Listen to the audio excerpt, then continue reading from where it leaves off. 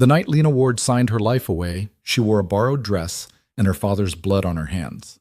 They didn't ask if she wanted to marry the city's most feared crime lord. They simply told her the price of refusal, her father's execution, her mother's ruin, and debts that would follow her family into the grave. So at 23, with mascara running down her cheeks and a contract she couldn't read through her tears, Lena became Mrs. Adrian Moretti, property of a man who looked at her once and made it clear she was nothing more than a business transaction he'd already forgotten. Follow this story to the end, hit that like button, and comment your city so I can see how far Lena's story travels. The apartment smelled like rust and fear. Lena pressed herself against the kitchen wall, fingers gripping the edge of the counter so hard her knuckles went white. In the living room, her father knelt on the floor, hands zip-tied behind his back, while two men in expensive suits stood over him like executioners waiting for the order.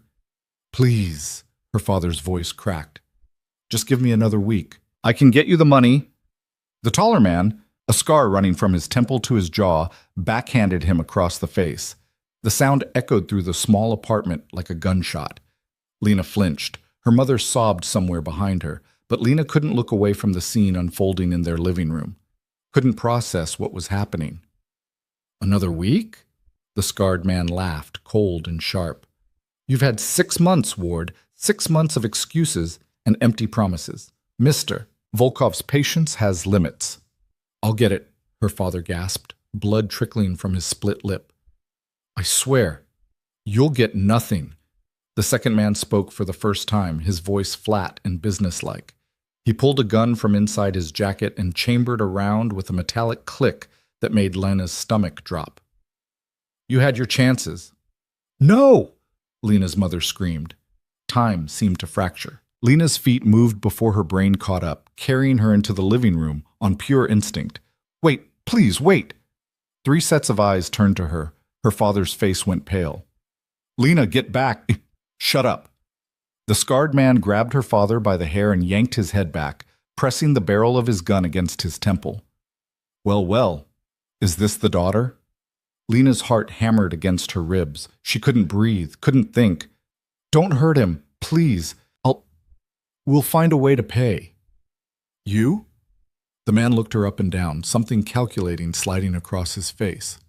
"What are you, 20? 22? What could you possibly offer that we'd want?" The words died in her throat. She had nothing. She was a waitress at a diner on 5th Street, living paycheck to paycheck, drowning in student loans she'd never be able to pay off. She had nothing these men would want, except there might be something. The businessman with the gun lowered his weapon slightly, studying her with cold, assessing eyes. "How old are you?" 23, Lena whispered. "Educated?" She nodded, not trusting her voice. "Any criminal record, drug habits, mental health issues?" "What the hell kind of questions?" her father started, but the scarred man pistol whipped him silent. "Answer," the businessman said calmly, as if he was conducting a job interview instead of holding her family at gunpoint. "No," Lena managed. "No criminal record, no drugs. I'm clean." The two men exchanged a look. Something unspoken passed between them. "How much does he owe?" the scarred man asked his partner. 300,000 plus interest. Lena's knees nearly gave out. $300,000. Her father had told them it was a small loan, just to cover medical bills after her mother's accident. Just temporary. He'd lied. "Here's what's going to happen," the businessman said, holstering his gun. "You're going to come with us. Right now. No phone calls, no goodbyes, no packing a bag. You walk out that door, get in our car, and you don't look back." "Where are you taking her?" Her mother's voice was shrill with panic. "That's not your concern." The scarred man released her father and straightened his jacket. "You should be grateful. Your daughter just bought your worthless life." "No." Her father struggled against his restraints. "No, you can't take her." "Would you prefer the alternative?" The businessman pulled his gun again. "Because I'm happy to end this right now." Silence fell like a guillotine blade. Lena looked at her father, bloodied, broken, desperate. Looked at her mother, tears streaming down her face. They'd raised her in this apartment, fed her, clothed her, loved her as best they knew how. And her father had gambled it all away on a loan from people who collected debts in blood. I'll go, she heard herself say. Lena, no. I'll go, she repeated, louder this time. Her voice didn't shake. She didn't know how, but it didn't shake. Just, don't hurt them. That's the deal, right? I go with you and you leave them alone? Smart girl. The scarred man smiled, and it was the ugliest thing Lena had ever seen. Very smart girl. They cut her father's zip ties and hauled him to his feet. Lena moved toward the door on legs that felt like they belonged to someone else. This wasn't happening. This couldn't be happening. Where are you taking her? Her mother asked again, voice breaking. The businessman paused at the threshold.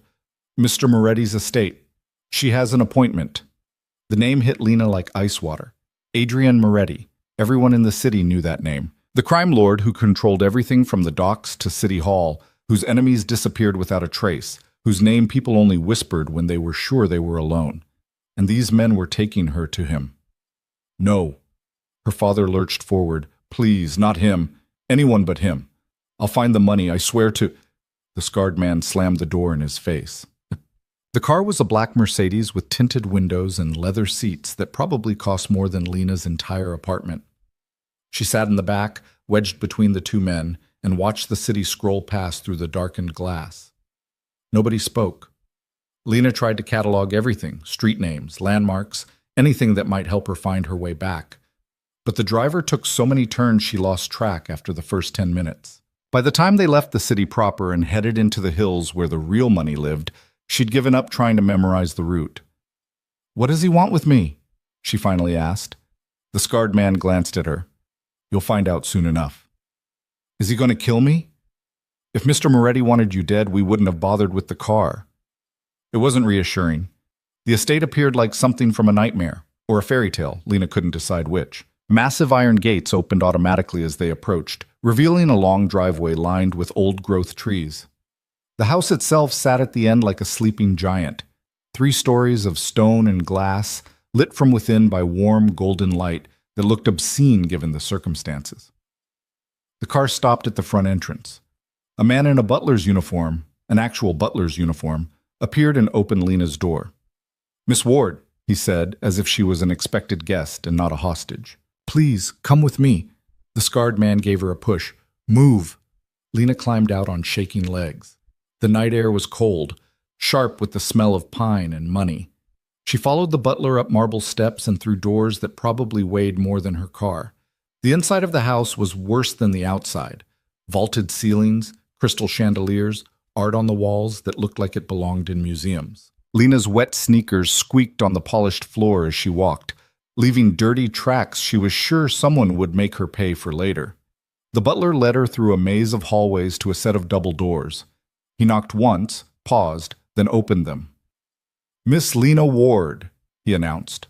The office beyond was all dark wood and leather, books lining floor-to-ceiling shelves, a fireplace crackling in the corner, and behind a massive desk sat a man who made Lena's breath catch in her throat. Adrian Moretti was younger than she'd expected, maybe early 30s, with dark hair swept back from a face that would have been handsome if not for the absolute coldness in his eyes. He wore a white shirt with the sleeves rolled up, no tie, and he was signing papers as if Lena wasn't even there. Sit, he said without looking up. Lena sat in one of the chairs across from his desk. Her hands wouldn't stop shaking, so she clasped them together in her lap and tried to remember how to breathe.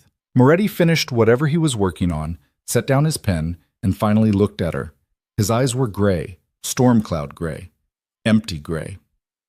You're younger than I expected, he said. I'm 23. I meant you look younger.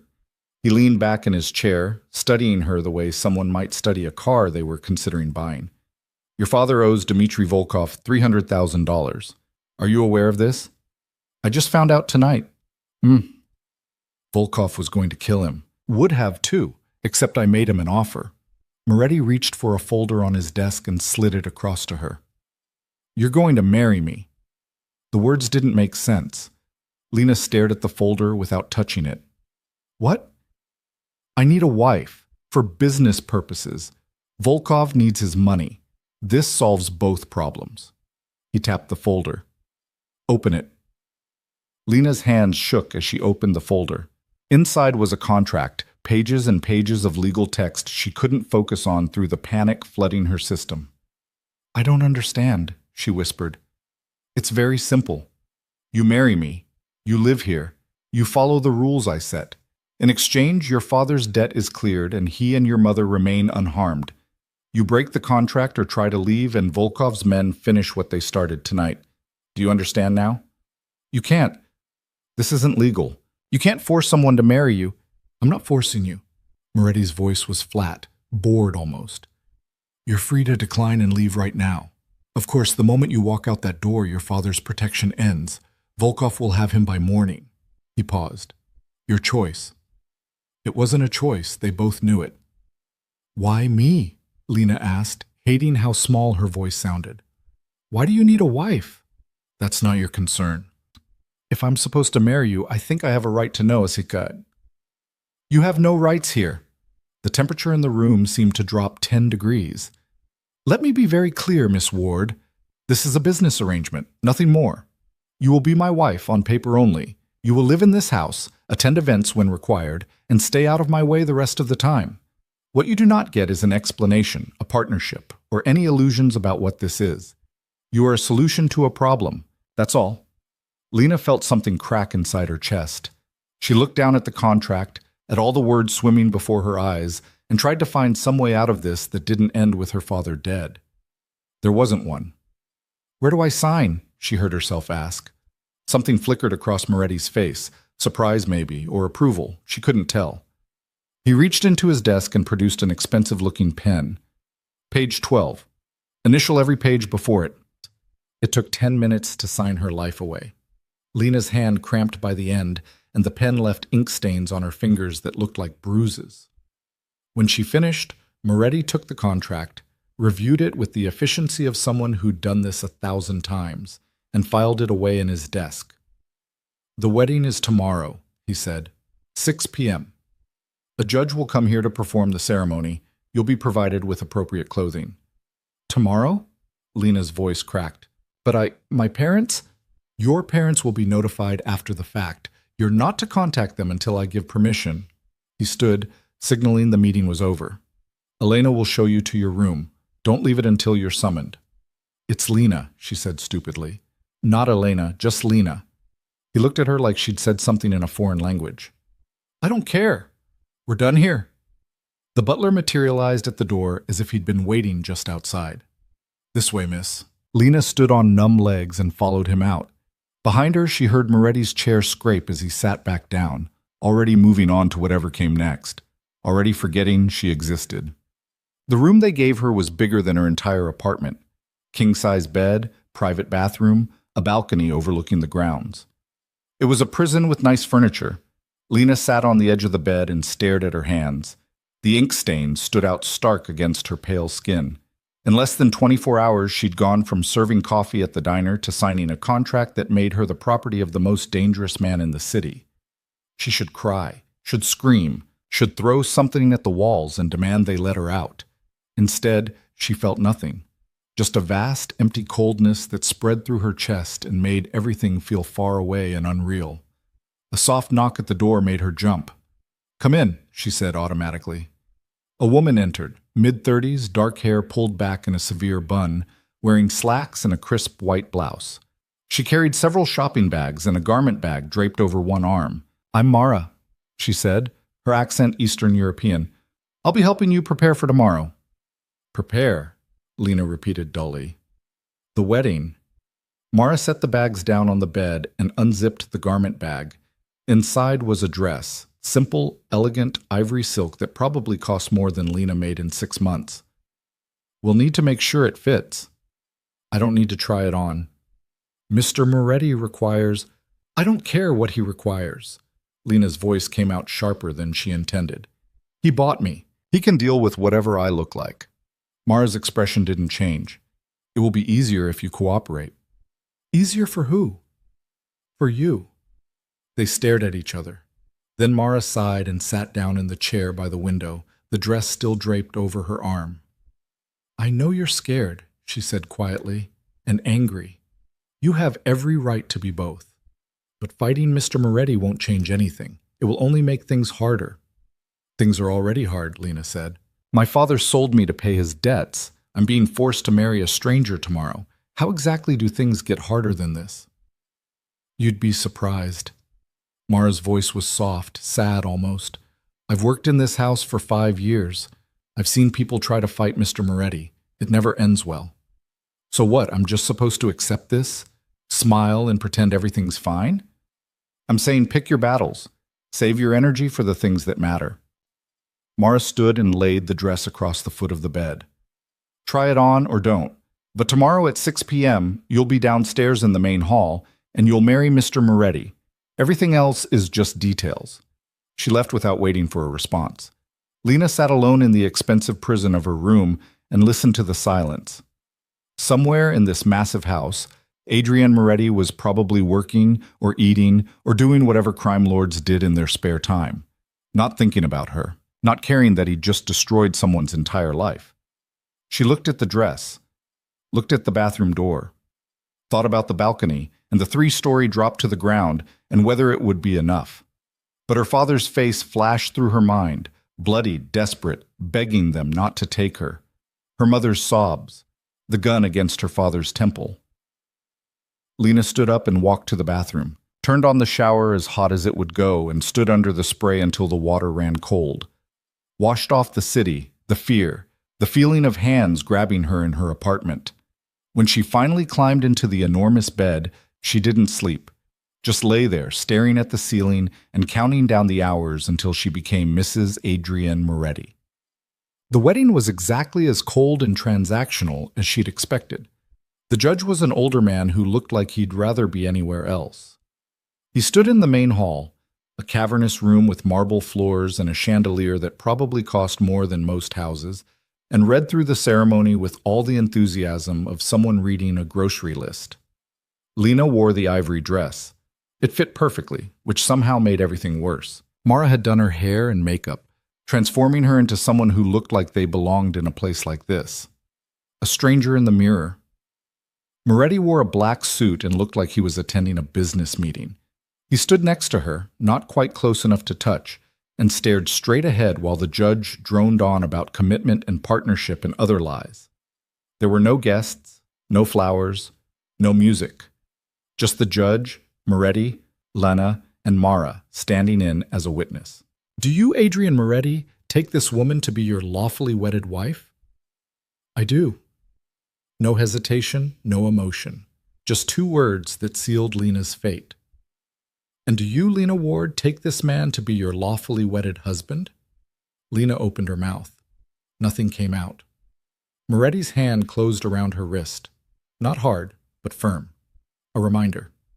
Her father's face flashed through her mind again. The gun, the blood. I do, she whispered. Then by the power vested in me by the state, I now pronounce you husband and wife. The judge closed his book. You may kiss the bride. Moretti looked at her for the first time since the ceremony began. His gray eyes were completely empty. That won't be necessary, he said. The judge blinked. But tradition? We're done here. Moretti released Lena's wrist and turned to Mara. Make sure he's paid and escorted out. And just like that, it was over. Lena was married to a man who wouldn't even kiss her, standing in a room that cost more than her entire life was worth, wearing a ring she didn't remember him putting on her finger. Mrs. Adrienne Moretti. Property. Nothing. Moretti was already walking away, pulling out his phone to check messages. Lena stood frozen in her expensive dress and watched him disappear through a door without looking back. Come on, Mara said gently, touching her elbow. I'll show you where you'll be staying. I already have a room. That was temporary. You have different quarters now. Lena let herself be led through the house, up a different set of stairs, down a different hallway. Everything looked the same, expensive, pristine, empty. Mara opened a door to reveal a suite that made Lena's previous room look like a closet. Sitting area, bedroom, bathroom, walk-in closet, already filled with clothes Lena had never seen before. This is the East Wing, Mara explained. Mister, Moretti's rooms are in the West Wing. You'll have privacy here. How considerate, Lena said flatly. There are rules. Mara's voice was businesslike now. You're not to leave the estate without permission and an escort. You're not to contact anyone outside without Mr. Moretti's approval. Breakfast is at 8, lunch at 1, dinner at 7. You're expected to attend dinner unless you're told otherwise. What if I don't? Then you'll be brought to the dining room anyway. It's easier to just come on your own. Mara moved toward the door. Try to rest. Tomorrow you'll start learning how things work around here. And what exactly do I do all day in my beautiful prison? Mara paused in the doorway. Whatever you want. Read, watch TV, walk the grounds. Just don't leave and don't cause trouble. Or what? Or Mr. Moretti will remind you what happens to people who break their contracts. Something in Mara's voice made Lena's blood run cold. Trust me, you don't want that. She left, and Lena was alone again. She walked through her new quarters like a ghost, opening drawers and closets, finding everything a person could possibly need. Clothes in her size, shoes, jewelry. A laptop on the desk, though when she opened it, she found most websites blocked, and no email access. She sat at the window and looked out at the grounds. It was beautiful in a sterile way. Perfect lawns, sculpted gardens, a fountain in the distance. A cage made of money and marble. Night fell. Lena changed into pajamas someone had left for her and climbed into the massive bed. She didn't cry, didn't scream, just lay there in the dark and tried to figure out how she was going to survive this. Somewhere in the West Wing, her husband, was probably already asleep, or working, or doing whatever he did when he wasn't ruining people's lives. Lena closed her eyes and wondered if this was what drowning felt like. The first week passed in a blur of silence and routine. Breakfast alone in her room, lunch alone in her room, dinner in a formal dining room that could seat 30, sitting at one end of a table while Moretti sat at the other, 20 feet of polished wood between them. They didn't speak. He read papers or checked his phone, and she pushed food around her plate and counted the minutes until she could leave. Mara appeared every morning with schedules and reminders. The house operated like a machine, staff everywhere but invisible, everything running on clockwork precision. Lena learned the rules through trial and error. Don't wander into the West Wing. Don't ask questions about Moretti's business. Don't expect anyone to tell you anything real. She was a ghost in her own life. Present, but not acknowledged. Married, but alone. On the 8th day, she broke. It happened at dinner. Moretti was reading something on his tablet, completely ignoring her as usual. Lena had spent the entire day alone in her room, staring at walls and trying not to lose her mind. And something inside her just snapped. "Do you even remember my name?" she asked. Moretti didn't look up. "Excuse me. My name. Do you remember it? Or am I just the wife in your head?" He set down his tablet and looked at her with those cold gray eyes. "Is there a point to this?" "The point is, I'm a person. I have a name. I had a life before you bought me. You signed the contract willingly. Because you threatened to kill my father." Lena's voice rose despite herself. "You gave me no choice, and you know it. I gave you a choice. You made it. Now you're upset about the consequences." He picked up his tablet again. "Grow up." The words hit like a slap. Lena stood up so fast her chair toppled backward. "You're a bastard," she said, voice shaking. "A cold, heartless bastard who thinks money gives him the right to treat people like property." Moretti's expression didn't change. "Are you finished?" "No, I'm not finished. I don't care what you want." He stood up, and suddenly the room felt smaller. "You want to know why I don't remember your name? Because you don't matter. You're a contract, a signature on a piece of paper. I needed a wife for business reasons, and you were convenient. That's it. There's no deeper meaning, no secret heart of gold waiting to be discovered. This is what it is, and the sooner you accept that, the easier your life will be." Lena felt tears burning behind her eyes. She refused to let them fall. "I hope you rot in hell. I'm already there." He walked toward the door, then paused. "And for the record, your name is Lena. I remember it just fine. I simply don't care." He left. Lena stood in the empty dining room and let the tears come. She cried for her parents, for her old life, for the girl she used to be before debt collectors showed up at her door. Cried until she had nothing left. Then she dried her eyes, straightened her shoulders, and went back to her room. If Moretti wanted her to disappear, to fade into the background like expensive furniture, she'd prove him wrong. She didn't know how yet, But she'd find a way. She had to. Because the alternative was drowning in this beautiful, terrible prison, and Lena Ward didn't drown, even when the water closed over her head. The next morning, Lena woke to find Mara standing in her doorway with an expression that looked almost apologetic. "Mr. Moretti wants to see you in his office," Mara said. "Now." Lena's stomach dropped. She'd gone to bed half expecting guards to drag her out in the middle of the night for her outburst at dinner. The fact that she'd made it to morning felt like a small miracle. "What does he want?" "He didn't say, but you should hurry. He doesn't like to be kept waiting." Lena pulled on jeans and a sweater, ran a brush through her hair, and followed Mara through the maze of hallways. Her heart hammered against her ribs with each step. She'd called him a bastard to his face, told him she hoped he'd rot in hell. Men like Moretti didn't forgive things like that. Mara knocked on the office door, opened it, and gestured for Lena to enter alone. Moretti sat behind his desk, looking exactly as he had every other time she'd seen him, composed, cold, untouchable. He didn't look up when she entered. "Sit," he said. Lena sat. Her hands twisted together in her lap. Several long seconds passed. Moretti signed something, set it aside, and finally looked at her. "You're angry," he said. "I understand that. But if you ever raise your voice to me again, there will be consequences. Am I clear?" "Crystal," Lena said through clenched teeth. "Good." He pulled a file from his desk and opened it. "You have a degree in early childhood education from State. You were 3 credits short of graduating when you dropped out to take care of your mother after her accident. Is that correct?" The shift in topic threw her. "How do you know that?" "I know everything about you, Lena. Your transcripts, your employment history, your medical records. I know you're allergic to shellfish and that you broke your arm falling off a bike when you were 9. I know your blood type and your social security number." He closed the file. "When I acquire something, I make sure I know exactly what I'm getting." The word acquire made her skin crawl. "Why does any of that matter?" "Because you need something to do with your time, and sitting in your room feeling sorry for yourself isn't sustainable." He slid a piece of paper across the desk. "There's a private school 20 minutes from here. They need someone to help with their after-school program. 3 days a week, 2 hours per day. You'll be paid, though the money will go into an account I control." Lena stared at the paper without touching it. "You're letting me work?" "I'm giving you something to do so you stop moping around my house like a ghost." He leaned back in his chair. "You'll have a driver. You'll have security.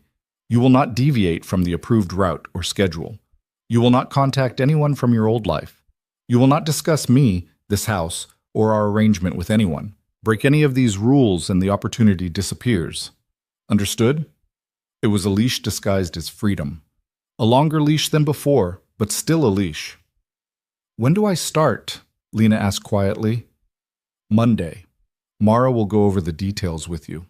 He picked up his pen, already dismissing her. "You're free to go." Lena stood, but something made her pause at the door. "Why are you doing this?" "Doing what?" "Giving me this job. You made it very clear last night that you don't care about me."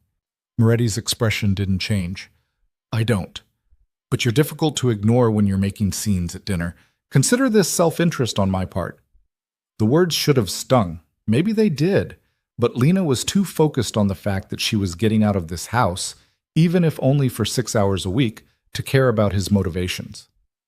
"Thank you," she said, hating herself a little for meaning it. He didn't respond. She left. Mara was waiting in the hallway, and together they walked back toward Lena's room. The older woman's face was carefully neutral, but Lena thought she saw something like approval in her eyes. "That went better than expected," Mara said. "Did you know about the job?" "I suggested it." Mara stopped at Lena's door. "You needed something. He needed you to stop disrupting his routine. It worked out." "So you manipulated him?" "I gave him a solution to a problem he didn't know he had." Mara's lips quirked in something that might have been a smile. "There's a difference. Now come on, we need to go over the security protocols before Monday." The weekend dragged by in its usual glacial pace, but Monday morning arrived with a jolt of something Lena hadn't felt in weeks: anticipation. She dressed carefully in clothes that felt more like her old self, tied her hair back, and met her driver at the front entrance precisely at 2 p.m.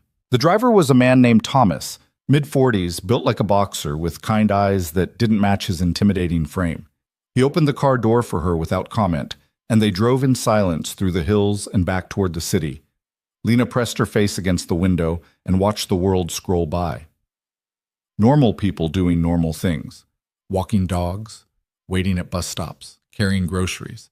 A life she'd been part of just weeks ago that now felt like a distant dream. The school was a brick building tucked into a quiet neighborhood, surrounded by trees starting to show their autumn colors. Children's artwork decorated the windows. The parking lot was half full of minivans and sensible sedans. 2 hours, Thomas said as he parked. I'll be right here when you're done. Lena nodded and climbed out. The security guard, a second man who'd been following in another car, positioned himself near the entrance but didn't follow her inside. Small mercies. The principal, Mrs. Chen, greeted her with a warm smile and a handshake that felt genuine. Mrs. Moretti, thank you so much for volunteering your time. We're thrilled to have you. The name still felt wrong, like wearing someone else's skin. But Lena smiled and nodded and followed Mrs. Chen to a bright, cheerful room where a dozen kids between ages 6 and 8 were working on various projects. This is our after-school enrichment program, Mrs. Chen explained. We focus on creative activities, art, music, storytelling. The kids just need supervision and someone to help when they get stuck. She raised her voice. Everyone, this is Mrs. Moretti. She's going to be helping out from now on. A chorus of "Hi, Mrs. Moretti" echoed through the room. And just like that, for the first time since the night her life fell apart, Lena felt like herself again. The 2 hours flew by. She helped a little girl named Sophie with a painting of her dog, refereed a dispute between two boys fighting over Legos, read a story to a group of kids who sat cross-legged on the carpet and hung on every word. It was normal. Beautifully, perfectly normal. When Thomas appeared at the door to collect her, Lena felt a sharp pang of loss. She said goodbye to the kids, promised she'd be back Wednesday, and followed him to the car. Good first day? He asked as they pulled out of the parking lot. Better than good, Lena admitted. She spent the drive back trying to hold on to that feeling, the lightness, the sense of purpose. But as the estate came into view, its massive gates swinging open to swallow them whole, the weight settled back onto her chest. This was still her reality. The school was just a brief reprieve. Dinner that night was the same as always. Moretti at one end of the table, Lena at the other, silence stretching between them like a chasm. But something had shifted. Lena didn't feel quite as invisible as before. How was your first day? Moretti asked without looking up from his phone. The question surprised her so much she almost dropped her fork. Fine. Good. The kids were great. That was it. The entire extent of their conversation. But it was more than they'd exchanged in a week, and Lena didn't know what to do with that. She went to bed that night feeling slightly less like she was drowning. The routine continued. Monday, Wednesday, Friday at the school. The rest of the week trapped in the estate, wandering the grounds or reading in her room. Dinners with Moretti where they sometimes exchanged a sentence or two, sometimes nothing at all. Lena started to map the house in her spare time, learning its rhythms. The staff moved like clockwork. Housekeepers in the morning, gardeners in the afternoon, kitchen staff preparing elaborate meals that Lena and Moretti barely touched. She learned which hallways were busy and which were usually empty. Learned that the library on the second floor had books nobody had touched in years and a window seat where she could watch the sun set over the hills. She learned that Moretti's office was off limits to everyone except Mara and a handful of men in expensive suits who came and went at odd hours. That he worked late into the night, lights burning in the west wing long after the rest of the house went dark. She learned that she was watched always. Not obviously, but she'd catch movement in her peripheral vision, see the same faces in different parts of the grounds, notice Thomas's car following her even when she just walked to the fountain and back. It should have made her paranoid. Maybe it did, but mostly it just made her tired. 3 weeks into her new routine, everything changed. It started with small things. Her laptop, which had been sitting on her desk untouched for days, was moved slightly to the left. Drawers in her dresser that she'd left open were closed. A book she'd been reading disappeared from her nightstand, only to reappear 2 days later in a different room. At first, Lena thought she was imagining it. or that the housekeepers were moving things while they cleaned. But then she found a photograph tucked into one of her books. A picture of her at the school, standing with Sophie and the other kids. Someone had taken it without her knowledge. Someone had been watching her. She brought it to Mara that afternoon, hands shaking as she held out the photograph. "Where did you get this?" Mara's face went pale. "It was in my room. In a book I was reading. Someone put it there." Mara took the photograph and studied it carefully. "Wait here." She disappeared for 10 minutes. When she returned, her expression was grim. "Mr. Moretti wants to see you, now." Lena followed her to the office, that familiar dread pooling in her stomach. But when Mara opened the door, Moretti wasn't alone.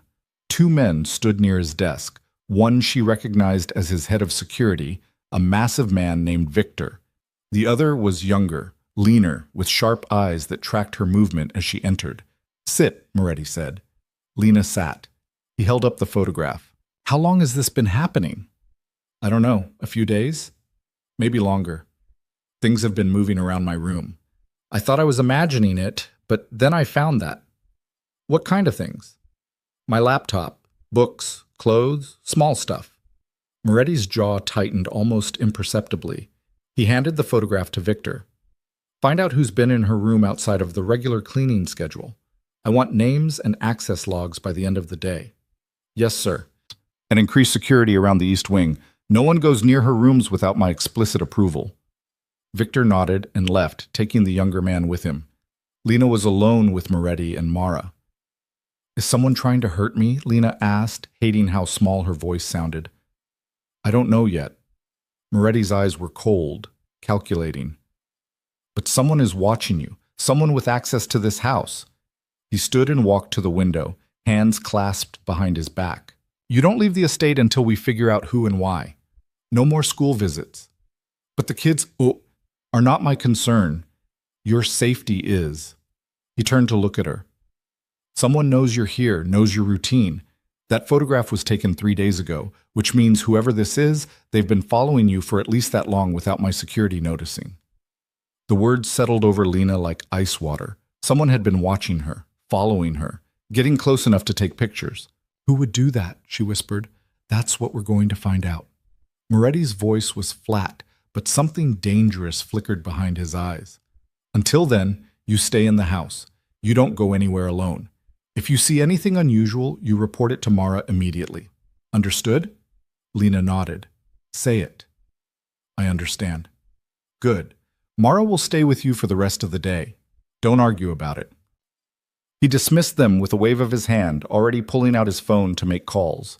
Lena left with Mara, her legs unsteady. "Who would want to hurt me?" she asked as they walked back to her room. "I'm nobody. I don't know anything about his business. I'm just—" "You're his wife," Mara said quietly. "That makes you a target. But he doesn't even care about me. Everyone knows that." "Do they?" Mara glanced at her. "You're in his house. You wear his ring. To the outside world, you're leverage. A way to get to him. That's insane. That's the world you married into." They reached Lena's room, and Mara did a thorough sweep, checking windows, closets, under the bed. She found nothing, but the violation remained. Someone had been in here, touching Lena's things, watching. "I'll be right outside, Mara said. "Try to rest." But Lena couldn't rest. She sat on her bed and stared at the door, imagining shadows moving in the hallway, hands reaching for the doorknob. Every sound made her jump. Every creak of the house settling felt like footsteps. She'd thought being trapped in this house was the worst thing that could happen to her. She'd been wrong. Hours passed. Dinner came and went. Mara brought her a tray since Moretti had canceled the formal meal. Night fell, and the house went quiet in that eerie way it did after dark, like it was holding its breath. Lena was drifting off to sleep, exhausted from adrenaline and fear, when voices outside her door jerked her awake. "Can't just keep her locked up like a prisoner? That's exactly what I can do." Moretti's voice, sharp and cold. "Someone's been in this house, Mara. Someone who shouldn't be here. Until I know who, she doesn't leave this wing. She's going to lose her mind. Then she loses her mind. Better than losing her life." Silence. Then Mara, quieter now. "You care about her." "I care about not looking weak." A pause. If something happens to her, people will think I can't protect what's mine. That's unacceptable. Keep telling yourself that. Footsteps retreated down the hallway.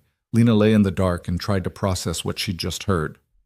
Moretti wasn't worried about her. He was worried about his reputation, about looking weak. It shouldn't have surprised her. It didn't surprise her. So why did it hurt? The next 3 days crawled by in a haze of boredom and fear. Lena wasn't allowed to leave her room except for meals, which were now served in a small dining room adjacent to the kitchen instead of the formal hall. Mara stayed with her constantly, a silent presence that was both comforting and suffocating. Victor came by twice to update them, or rather, to update Mara, since he barely looked at Lena. They'd reviewed security footage, interviewed staff, checked access logs. So far, nothing concrete. Whoever had been in Lena's room knew how to avoid cameras and leave no trace. On the 4th day, Moretti summoned her to his office again. This time, he looked tired. Not exhausted exactly.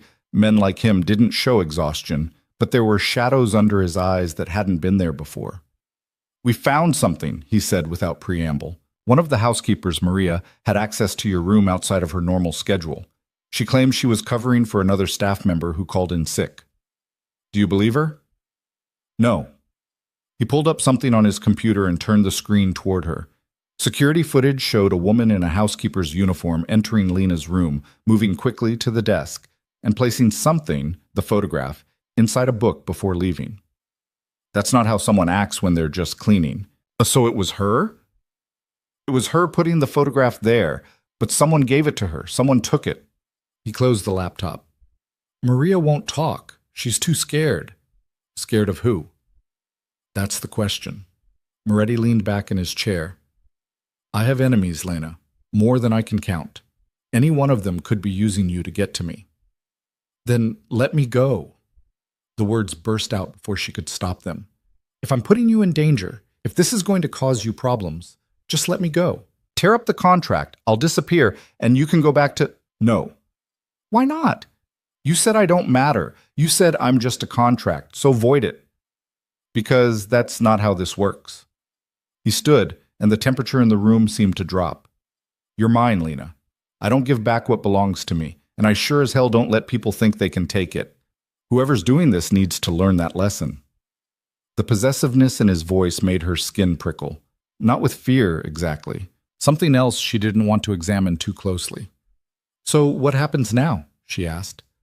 "Now you go back to your normal routine. School visits resume tomorrow." "But you said—" "I know what I said, but keeping you locked up sends the wrong message. It tells whoever's watching that they're winning." His eyes met hers, and for the first time she saw something other than coldness there, something almost like determination.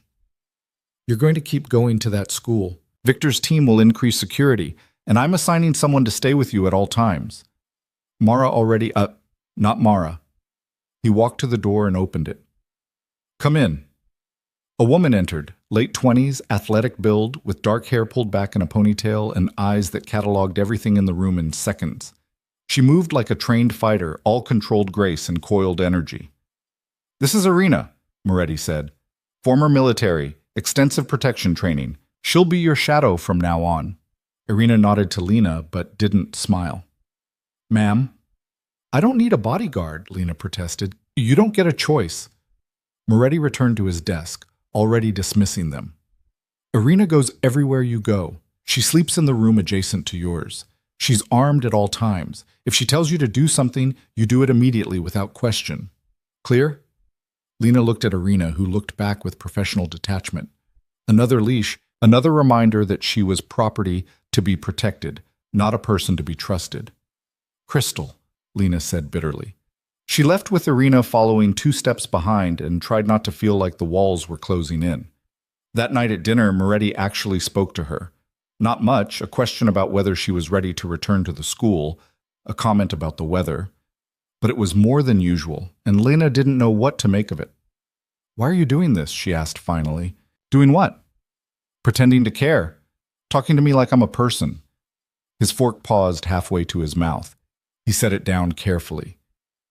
"I'm not pretending anything." "Then what is this? What are we doing?" "Eating dinner." "You know what I mean." Moretti was quiet for a long moment. Then he stood, picked up his wine glass, and walked to the window overlooking the grounds. "When I was 12, he said, his back to her, "my father was killed by a rival family.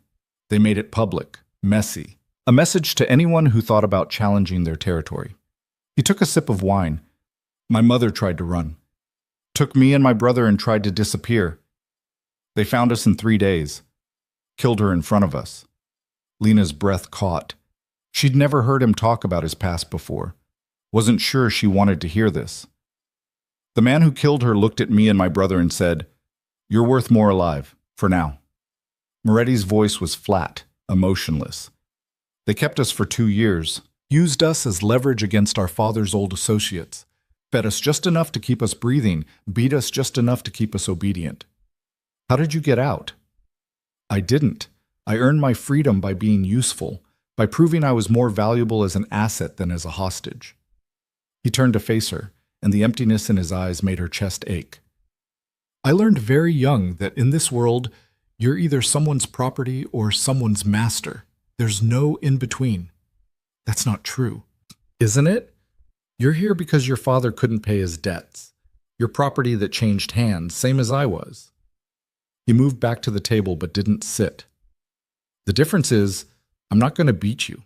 I'm not going to hurt you, but I'm also not going to pretend this is something it's not. You belong to me, Lena, and I protect what's mine." "I'm not yours," she said, but the words came out weaker than she intended. "You're wearing my ring. You're living in my house. Your safety is my responsibility." His jaw tightened. "Someone's testing me by going after you. They need to understand that's a mistake." "So this is still just about your reputation?" "Yes." He said it without hesitation. "But that doesn't mean I'm going to let anything happen to you." It wasn't a declaration of affection. It wasn't love or even basic human decency. It was cold, calculated self-interest. But it was also the most honest he'd been with her since the day they met. Lena didn't know how to respond, so she didn't. She finished her meal in silence while Moretti returned to his seat and his phone. When she excused herself, he didn't look up. But as she walked to the door, he spoke. "Lena," she paused, "don't make me regret giving you freedom." She left without answering. Irina was waiting in the hallway, silent and watchful. Together they walked back to Lena's room, and for the first time since arriving at the estate, Lena didn't feel completely alone. She had a bodyguard who didn't speak, a husband who saw her as property, and someone out there who wanted to use her as a weapon against a man who'd made it very clear he didn't care about her. Lena climbed into bed and stared at the ceiling, trying to figure out how her life had become this nightmare, trying even harder to understand why Moretti's cold promise of protection had made her feel safer than she'd felt in weeks. Returning to the school should have felt like relief. Instead, Lena spent the entire drive watching the side mirrors, cataloging every car that followed too long, every face that appeared more than once. Irina sat beside her in the back seat, silent and alert, one hand resting casually near the concealed weapon Lena now knew she carried. Thomas pulled up to the school's entrance, and Victor's second car parked directly behind them. 3 armed guards for a 2-hour shift helping kids with art projects. The absurdity would have been funny if it wasn't so terrifying. "Stay close to the building," Irina said as Lena reached for the door handle. "Don't go near the parking lot perimeter. If I tell you to move, you move immediately. I'm going inside a school, not a war zone." To someone watching, it's the same thing. Irina's dark eyes were flat, professional. 2 hours. Then we leave. The kids mobbed Lena the moment she walked into the classroom, all talking at once about what they'd done while she was gone. Sophie attached herself to Lena's leg and refused to let go. "We missed you," the little girl said. "Mrs. Chen said you were sick." "I'm better now." Lena knelt down to Sophie's level and managed what she hoped was a convincing smile. "What are we working on today?" The next 2 hours passed in a blur of paint and glitter and children's laughter. Lena helped build a cardboard castle, refereed another Lego dispute, and read 3 different stories to kids who couldn't agree on which book they wanted to hear. For a little while, she almost forgot about the bodyguard standing by the door, the security detail outside, the photograph of her that someone had taken without permission. Almost. But then she'd catch Irina's reflection in the window, or notice the way the other teacher kept glancing nervously at the armed woman in the corner, and reality would come crashing back. When Thomas appeared to collect her, Lena said goodbye to the kids and followed Irina to the car. The security team formed a loose perimeter around them as they walked, and Lena felt dozens of eyes watching from the school windows. "Was it like this before?" she asked as they pulled away. "When I came here before, were people watching me?" "Yes," Irina said simply. "And you didn't think to tell me?" "You didn't need to know. Now you do." They rode in silence back to the estate. Lena stared out the window and tried not to think about how many normal moments in her life had been anything but. How many times had she been watched without knowing? How many photographs existed that she'd never seen? Moretti was waiting in the entrance hall when they arrived, which was unusual enough to make Lena stop in her tracks. "How was it?" he asked. "Fine. The kids were happy to see me." "Any problems?" "No." She glanced at Irina, who shook her head slightly. Everything was normal. "Good." He started to turn away, then paused. "I need you at dinner tonight. We're having guests." Lena's stomach tightened. "What kind of guests?" "Business associates. You'll be introduced as my wife, you'll smile and make small talk, and you'll leave when I tell you to leave." His tone was clipped, businesslike. "Mara will help you get ready. Dinner is at 7. He walked away before she could respond, leaving Lena standing in the entrance hall with Irina. "What just happened?" Lena asked. "You're about to be displayed," Irina said. "Come on, Mara will explain." Mara was already in Lena's room, pulling dresses from the closet and laying them across the bed. She looked up when they entered, her expression carefully neutral. "He told you about tonight?" "Barely. What's going on?" "Mr. Moretti has business to conduct. Having you there sends a message that his personal life is stable, that he's in control." Mara held up a navy blue dress. "This one. Conservative but elegant." "I'm a prop," Lena said flatly. "You're his wife. There's a difference." Mara set the dress aside and started laying out jewelry. "These are dangerous men, Lena. You need to be careful. Don't ask questions about their business. Don't offer opinions. Just smile, be polite, and let Mr. Moretti do the talking." "What if they ask me questions?" "Answer simply and redirect to your husband." Mara met her eyes. "This isn't like your school visits. These men will be looking for weakness. Don't give them any." 2 hours later, Lena stood in front of her mirror, barely recognizing herself. The dress fit perfectly. The jewelry was understated but clearly expensive, and Mara had styled her hair into something elegant and controlled. She looked like she belonged in Moretti's world. She hated it. "Ready?" Mara asked. "No." "Good. That means you're paying attention." Mara led her downstairs to the formal dining room Lena had only seen once before, on her wedding day. It had been transformed, candles lit, the table set with china that probably cost more than a car, wine already breathing in crystal decanters. Moretti stood near the fireplace, talking in low tones with Victor. He wore a black suit that made him look even more dangerous than usual, and when he turned to look at Lena, something flickered across his face too quickly to identify. "You look acceptable," he said. "That's the most romantic thing you've ever said to me," Lena shot back before she could stop herself. Victor's mouth twitched, but Moretti's expression remained cold. "The guests will arrive in 10 minutes.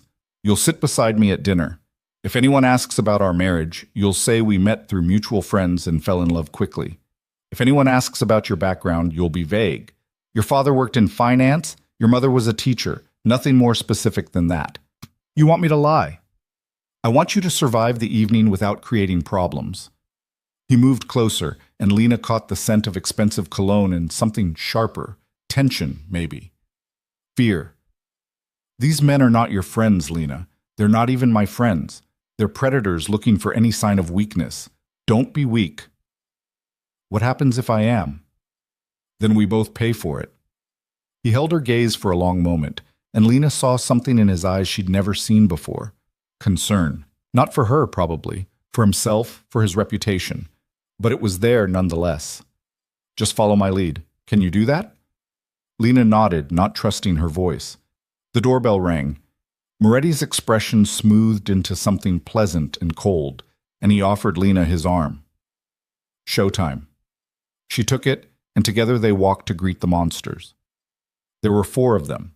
The first was an older man, maybe 60, with silver hair and a face like weathered leather. He introduced himself as Dmitry Volkov, and Lena's blood ran cold. This was the man her father had borrowed money from, the man who'd sent those collectors to their apartment. "So this is the famous bride," Volkov said, taking Lena's hand and kissing it in a gesture that made her skin crawl.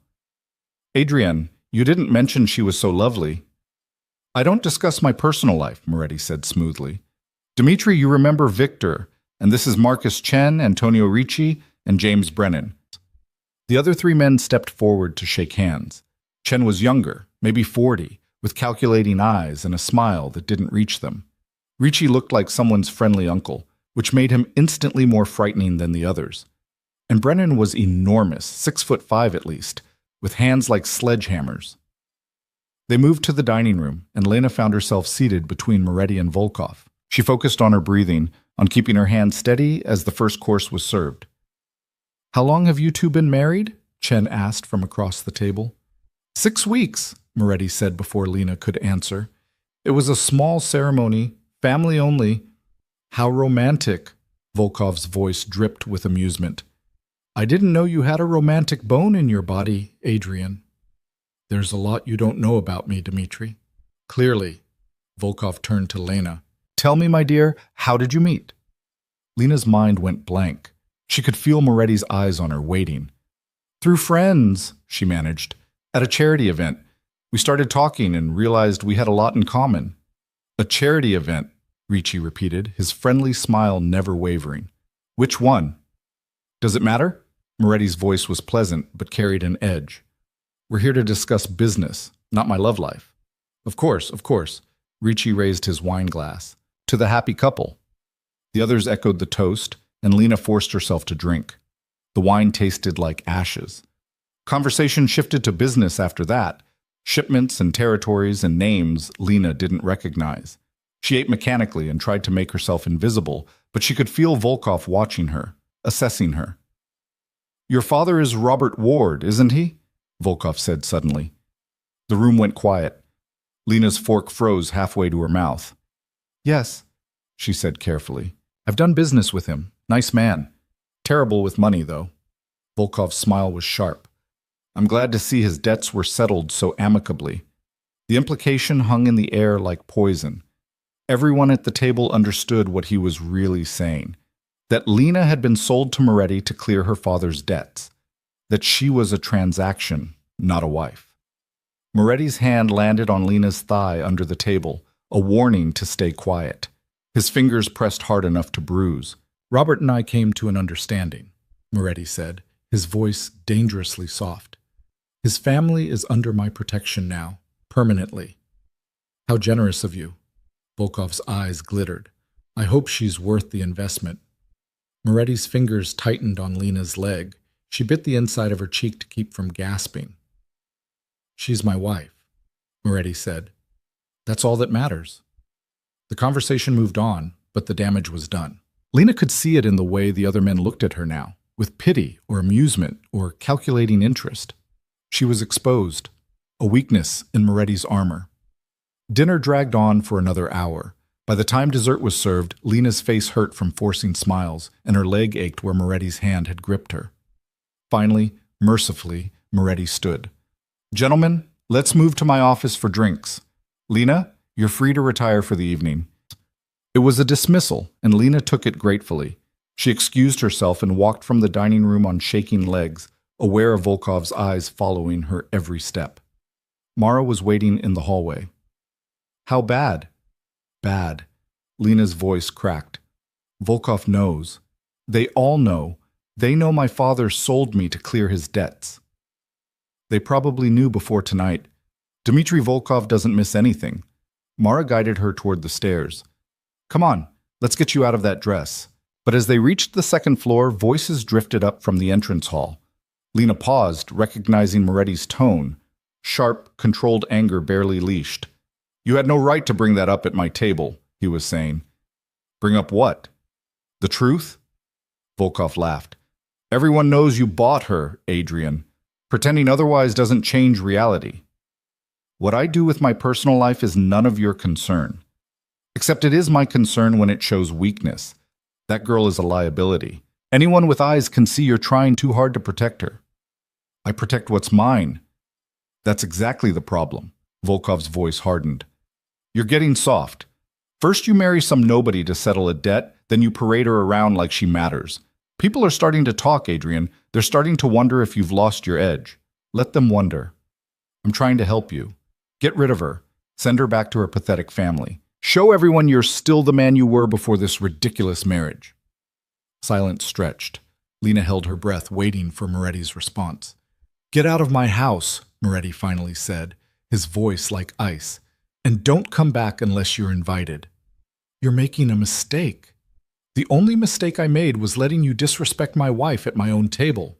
Next time, I won't be so forgiving. Footsteps, the front door opening and closing, then nothing. Mara touched Lena's arm.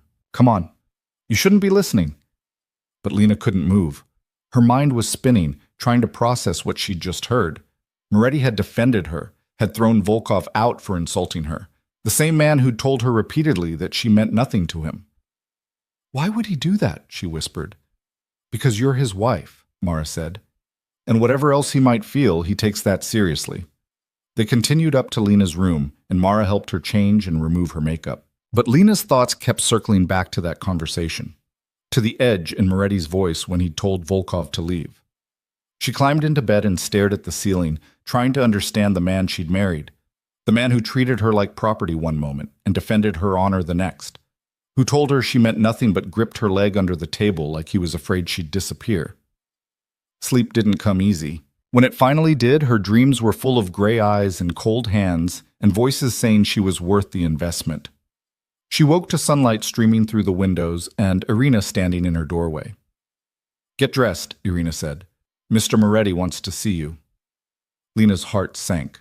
Now? 5 minutes ago, move. She pulled on jeans and a sweater and followed Irina to Moretti's office, dread building with every step. He was going to tell her that last night had been a disaster, that she'd embarrassed him, that the deal was off and she was being sent back to her father. But when she entered the office, Moretti wasn't alone. A woman stood beside his desk, mid-40s, severe features, wearing an expensive suit and carrying a leather briefcase. This is Catherine Moore, Moretti said without preamble. She's going to be teaching you. Lena blinked. Teaching me what? How to survive in this world. He gestured to the chairs. Sit. Lena sat. Catherine remained standing, studying her with sharp, assessing eyes. Last night was a warning, Moretti continued. You're not ready for the kind of events you'll be expected to attend as my wife. Catherine will teach you how to handle yourself, how to navigate conversations, how to read people, how to protect yourself. I don't need protection. I have Irina. Irina protects your body. Catherine will protect everything else. He stood and walked to the window, his back to them. These people will try to use you against me, Lena. They'll ask innocent questions that aren't innocent at all. They'll befriend you to get information. They'll look for any weakness and exploit it. You need to be ready. So I'm going to what, spy school? Catherine's lips twitched. Something like that. We'll start with basic situational awareness and work our way up to more advanced techniques. And if I refuse? You won't, Moretti said, still facing the window. Because the alternative is being locked in this house permanently.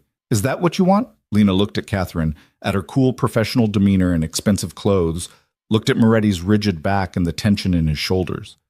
When do we start? She asked quietly. Now. Catherine opened her briefcase and pulled out a folder. Let's begin with last night. Tell me everything you remember about the dinner conversation. For the next 2 hours, Catherine grilled her. What had Volkov said, and in what tone? Where had each man sat, and how did they interact with each other? What kind of watch had Chen been wearing, and what did that tell you about his current financial status? Lena answered as best she could, but it quickly became clear how much she'd missed. Catherine pointed out power dynamics she hadn't noticed, alliances she hadn't seen, threats disguised as pleasantries. You're not stupid, Catherine said when they finally took a break. But you're naive. That's going to get you killed if we don't fix it. I'm not trying to be a spy. I just want to survive. In this world, those are the same thing. Catherine closed her folder. We'll meet 3 times a week, 2 hours each session. By the time I'm done with you, you'll be able to walk into a room full of predators and walk out unscathed. Is that what you did? Something flickered across Catherine's face. Pain, maybe, or regret. Yes. And I survived. You will too. She left, and Lena sat alone in Moretti's office, processing everything. This was her life now. Bodyguards and training sessions and learning how to spot threats in casual conversation. The door opened and Moretti returned. He'd been gone for the last half hour of her session with Catherine. How did it go? He asked. She thinks I'm naive. You are. He sat behind his desk. But you're also smart enough to learn. Catherine wouldn't have agreed to work with you otherwise. Why are you doing this? Lena asked. All of this. The security, the training. You could just keep me locked up. It would be easier. Easier isn't always better. He picked up a pen, rolled it between his fingers. You were right about one thing. This marriage makes you a target. But it also makes you an asset if you're trained properly. People will underestimate you because you're young and inexperienced. That can be useful. So this is still about business. Everything is about business. But he said it without quite meeting her eyes. Go. Rest. You have school tomorrow, and Catherine again on Wednesday. Lena stood, but something made her pause at the door. Thank you. For last night, for defending me to Volkov. Moretti's hand tightened on the pen. I wasn't defending you. I was defending my decision to marry you. There's a difference. Is there? He finally looked at her, and for just a moment she saw past the cold mask to something raw underneath. Yes, don't forget that. Lena left, but the image of that raw vulnerability stayed with her. Moretti was lying, to her, to himself, maybe to everyone. He could claim this was all business, that she meant nothing, but his actions told a different story. The question was, what story was it telling? And did Lena want to know the answer? She spent the afternoon in the library, trying to read but mostly staring out the window at the grounds. Irina sat nearby, a silent presence Lena was starting to get used to. As the sun began to set, casting long shadows across the lawn, movement near the garden caught her attention. A figure, moving between the hedges. Too far away to make out clearly, but definitely there. Irina, Lena said quietly. The bodyguard was at her side in seconds. What? There, by the fountain. Someone's watching the house. Irina pulled out her phone and spoke rapidly in Russian. Within minutes, Victor and 2 other guards were sweeping the grounds. But by the time they reached the garden, whoever had been there was gone. Victor came to the library personally, his expression grim. Did you get a good look at them? No, just a shadow, really. They were gone before I could see more. Male or female? I don't know. Victor exchanged a look with Irina. Stay here. Don't go near the windows. They left, and Lena was alone with her racing heart and the growing certainty that something was very wrong. Someone had been on the grounds, inside the security perimeter, watching. Dinner that night was tense. Moretti arrived late, his jaw tight with barely controlled anger. We found footprints, he said without preamble. Someone was in the garden. They got past the outer security and spent at least 20 minutes watching the house before you spotted them. How is that possible? That's what I'm trying to figure out. He stabbed at his food without eating. This isn't random, Lena. Someone is targeting you specifically. First the photograph, now this. They want you to know you're being watched. Why? To scare you. To make me scared. To show me they can get close whenever they want. He set down his fork. I'm increasing security again. You don't go anywhere without at least 3 guards. That includes inside the house. Adrian, don't argue with me on this. He used her first name so rarely that it made her stop. Someone wants to hurt you to hurt me. I'm not going to let that happen. Because it would make you look weak. Yes. He met her eyes. And because you're mine to protect. There it was again. That possessive edge that shouldn't have made her feel safe, but somehow did. What if we can't stop them? Lena asked quietly. What if they get to me anyway? Then they'll wish they hadn't.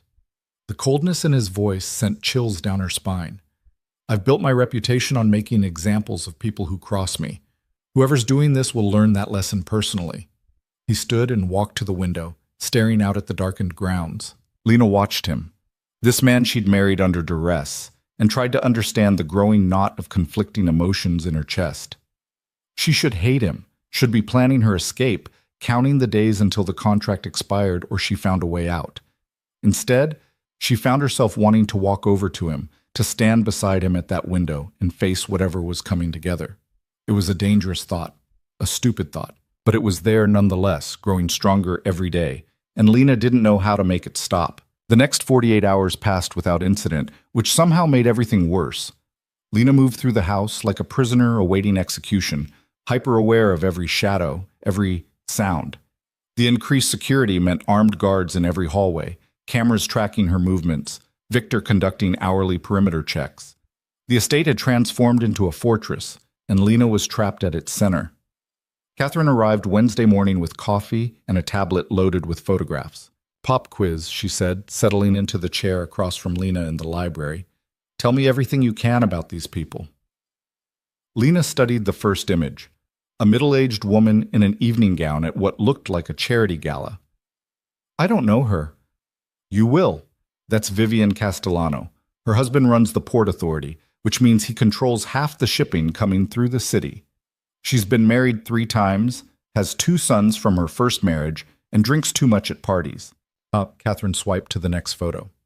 "This is Marcus Chen's wife, Lynn. She speaks 4 languages, has a degree in economics from Harvard, and everyone thinks she's just decorative. They're wrong." "Why are you showing me these women?" "Because they're going to be your allies or your enemies, and you need to know which is which before you walk into a room with them." Catherine pulled up another photo. A younger woman, maybe Lena's age, with platinum blonde hair and a calculating smile. "This is Natasha Volkov, Dmitri's daughter. She's dangerous." Lena's stomach tightened. "Dangerous how?" "Smart, ambitious, and completely loyal to her father. If Dmitri decides you're a problem, Natasha will be the knife he sends after you." Catherine set down the tablet. "These women operate in circles you're about to enter. They'll smile at you, invite you to lunches, ask about your marriage. Everything is information gathering. Everything is a test. So I trust no one." "You trust your instincts, and you learn to read people the way they're reading you." Catherine stood and walked to the window, her movements controlled and precise. "I was where you are once. Young, naive, married to a man in this world. I thought I could just keep my head down and survive. What happened? I got my husband killed." Catherine's voice was flat, emotionless. "Because I didn't see the threat until it was too late. Because I trusted the wrong person and said the wrong thing to the wrong woman at the wrong party." She turned to face Lena. "Don't be me. Learn faster." The session continued for another hour, Catherine drilling her on names and faces and connections.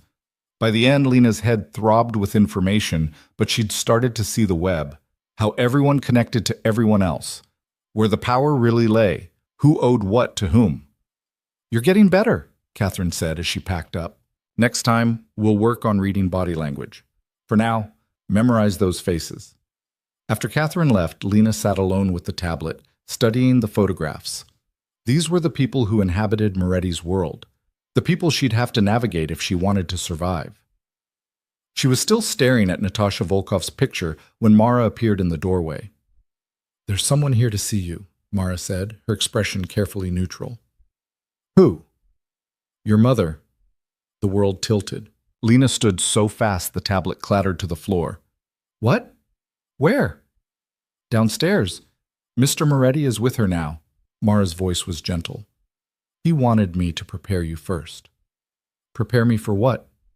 "For the fact that this visit has rules. You have 15 minutes. You can't discuss anything about this house, Mr. Moretti's business, or your living situation. Victor will be in the room the entire time." "You're telling me I can't even talk to my own mother privately?" "I'm telling you what Mr. Moretti said. If you want to see her, those are the conditions." Lena wanted to scream, to throw something, to demand her rights like she had any in this place.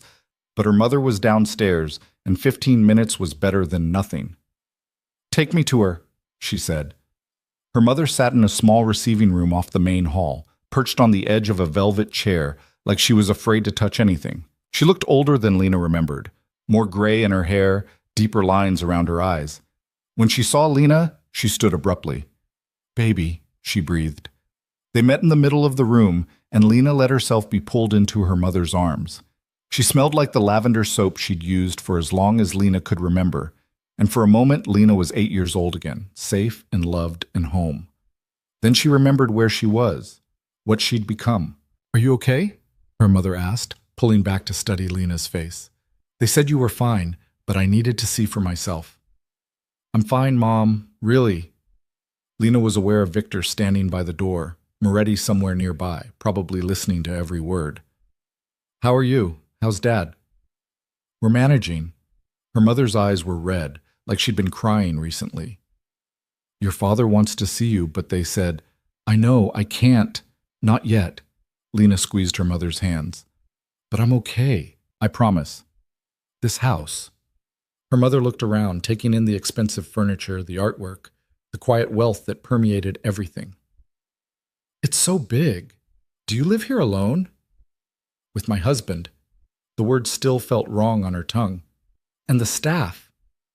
"I haven't met him yet. Your husband. They rushed us through so fast." Her mother's voice broke. "I'm so sorry, Lena.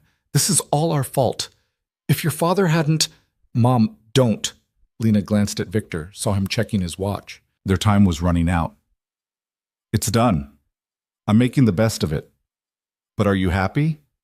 The question hit like a physical blow. Happy. What a strange concept. Lena wasn't even sure she remembered what happy felt like. "I'm safe," she said, because it was the only truth she could offer. That's what matters.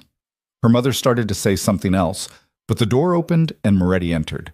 He'd changed into a suit since breakfast, looking every inch the powerful businessman. When he crossed to them, Lena saw her mother shrink back slightly.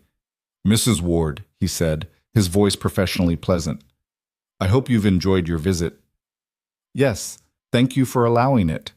Her mother's voice was small, nervous. "I just wanted to make sure my daughter was all right." "Lena is well cared for here. You have my word on that." He placed a hand on Lena's shoulder, a gesture of possession that made her stiffen. "But I'm afraid I need to cut this short. Business calls." It was a dismissal. Her mother recognized it immediately and started gathering her purse. "Wait," Lena said. "Just one more minute. Time's up." Moretti's fingers tightened on her shoulder. "Victor will see your mother out." Lena hugged her mother one more time, breathing in that lavender scent and trying to memorize the feel of her arms. "I love you," she whispered. "I love you too, baby. So much." Then Victor was guiding her mother toward the door, and Moretti was steering Lena in the opposite direction, and just like that it was over. Lena made it to the second-floor landing before her composure cracked. She yanked herself free from Moretti's grip and rounded on him. 15 minutes? I get 15 minutes with my mother after 2 months? You got what I was willing to give." His voice was cold, distant. "Be grateful for that." "Grateful? You let her think I'm happy here. You played the concerned husband while treating me like—" "Like what? Like my wife? That's what you are, Lena. I'm your prisoner, and you just paraded my mother through here to prove you have me under control. I let her see you because she was making noise, showing up at the gates, calling city officials, threatening to go to the police." Moretti's jaw tightened. "I gave her what she needed to stop being a problem. That's all. She's my mother, not a problem to be managed. And in my world, everyone is a problem to be managed." He stepped closer, and Lena instinctively backed up until she hit the wall. "You want more time with your parents? Earn it. Prove you can be trusted not to say something that gets them killed." "You wouldn't—" "I wouldn't, but Dmitry Volkov would. Marcus Chen would. Antonio Ricci would." His hand slammed into the wall beside her head, making her flinch. "Your parents know you're here. That makes them a vulnerability. The less they know about my business, my house, my life, the safer they are. Do you understand?" Lena's breath came in short gasps. She could feel the heat radiating from Moretti's body, smell his cologne mixed with something sharper, anger, maybe, or fear. "I understand," she whispered. "Good." But he didn't move away. "Your mother asked if you were happy. What did you tell her?" "That I was safe." "Smart answer." His eyes searched her face, looking for something. "Are you?" Safe, I mean. Here. With me? Question caught her off guard. I don't know. Am I? I don't know either. He finally stepped back, running a hand through his hair. Someone's watching you. Someone got past my security twice. Until I know who and why, I can't guarantee anything. That's not very reassuring. I'm not trying to reassure you. I'm trying to keep you alive. He turned toward his office. Stay in your room tonight. Lock the door. Irina will be outside if you need anything. He walked away, leaving Lena alone in the hallway with her racing heart and the phantom warmth of his hand near her face. That night, Lena couldn't sleep. She lay in the dark and listened to the house settle around her. Every creak was a footstep. Every whisper of wind against the windows was someone trying to get in. Around midnight, she gave up and walked to the balcony doors. Irina was supposed to be outside her bedroom door, but when Lena peeked out, the hallway was empty. Her stomach dropped. Where was her bodyguard? Lena grabbed her phone and pulled up Moretti's number. She'd never called him before, never even used the contact information Mara had programmed in. Her finger hovered over the call button. A sound from downstairs made her freeze, voices, low and urgent. She crept to her bedroom door and opened it a crack. The hallway was still empty, but she could hear people moving on the floor below. Lots of people. Something was happening. Against every instinct screaming at her to stay put, Lena slipped out of her room and moved toward the stairs. She stayed in the shadows, pressing herself against the wall as voices grew louder. Found her in the garden. She's been dead at least an hour. Lena's blood turned to ice. She peered over the railing and saw Victor standing in the entrance hall with Moretti and 3 other guards. And on the floor between them, covered by a sheet, was a body. Who is it? Moretti's voice was deadly calm. Maria, the housekeeper. Victor pulled back the sheet, and Lena caught a glimpse of the woman's face before she had to look away. Single gunshot to the head. Professional. Maria. The same housekeeper who'd planted the photograph in Lena's room. The one who'd been too scared to talk. Where was Irina? Moretti asked. Perimeter check. We pulled everyone for a full sweep after the last incident. Victor's jaw was tight. Someone knew our rotation, knew exactly when to strike. So we have a mole. Moretti's voice was soft, dangerous. Someone on my staff is working with whoever's targeting Lena. It looks that way. Find them. Moretti turned away from the body. I want every person in this house questioned. I want their financials, their phone records, their entire lives torn apart. Someone here sold us out, and I want their head. What about the girl? Lock down the East Wing. No one in or out without my permission. And find Irina. I want to know why she wasn't at her post. Lena's heart hammered. She needed to get back to her room before they realized she was watching. But as she started to retreat, a hand clamped over her mouth from behind. She tried to scream, but the hand pressed harder. An arm wrapped around her waist, lifting her off her feet.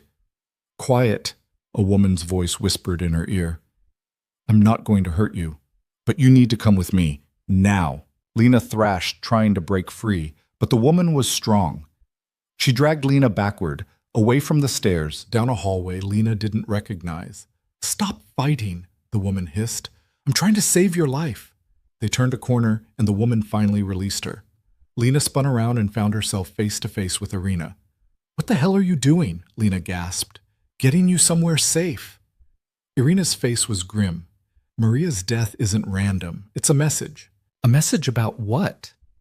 About what happens to people who help you. Irina grabbed Lena's arm and pulled her toward a door at the end of the hallway. Maria wasn't working against you. She was trying to warn you. Warn me about what? Irina opened the door, revealing a narrow staircase leading down. About who's really behind all this. I don't understand. You will. Irina started down the stairs, forcing Lena to follow. But first, we need to get you away from the main house. If I'm right about what's happening, nowhere up there is safe. They descended into darkness, Irina using her phone flashlight to illuminate the way. The stairs seemed to go on forever, and the air grew colder with each step. Finally, they reached the bottom and emerged into what looked like a wine cellar. Irina locked the door behind them and led Lena through rows of expensive bottles to a small room in the back. Inside was a cot, a table, and a locked cabinet. What is this place? Lena asked. Safe room. Mr. Moretti had it built when he first bought the estate. Only a handful of people know it exists. Irina opened the cabinet and pulled out a gun, checking the chamber with practiced efficiency. You're going to stay here until I figure out who the mole is. I don't want to stay here alone. You won't be alone. I'll be right outside. Irina met her eyes. But I need you to trust me, Lena. Can you do that? I don't even know you. I know. But right now, I'm all you've got. Irina's phone buzzed. She glanced at it and swore. They're looking for you. I need to go back up and buy us some time. What should I tell them if they find me? They won't. This room doesn't appear on any blueprints. As far as anyone knows, it doesn't exist. Irina moved toward the door. Don't open this door for anyone but me. I don't care if they say they're Mr. Moretti, Victor, anyone. You only open it for me. How will I know it's you? I'll knock 3 times, pause, then twice more. She demonstrated. That's the signal. Anything else, you stay hidden and stay quiet. Before Lena could respond, Irina was gone. The lock clicked into place, and Lena was alone in the underground room with nothing but a cot and her fear. She sat on the cot and tried to process everything. Maria was dead. Someone on Moretti's staff was a traitor, and Irina, her bodyguard, had just hidden her in a secret room because nowhere else was safe. The walls felt like they were closing in. Lena pulled her knees to her chest and tried to control her breathing.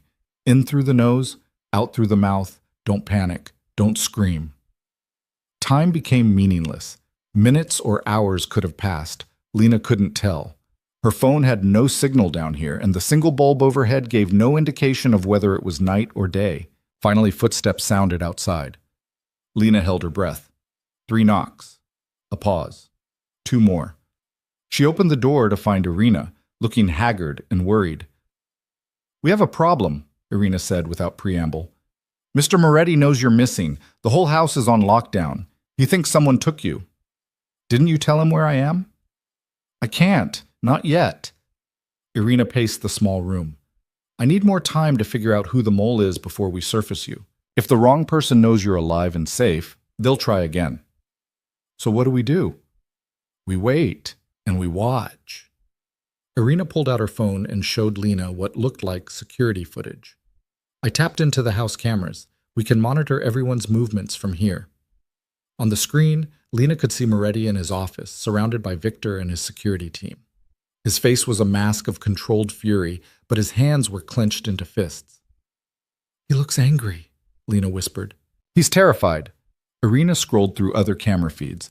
I've never seen him like this. He's torn apart half the house looking for you. Because I'm his property, his investment. Keep telling yourself that. Irina gave her a look. But I've worked for Mr. Moretti for 3 years, and I've never seen him lose control like this. Not over business, not over money, not over anything. Lena watched the screen as Moretti stood abruptly, swept everything off his desk in a violent motion, and stormed toward the door.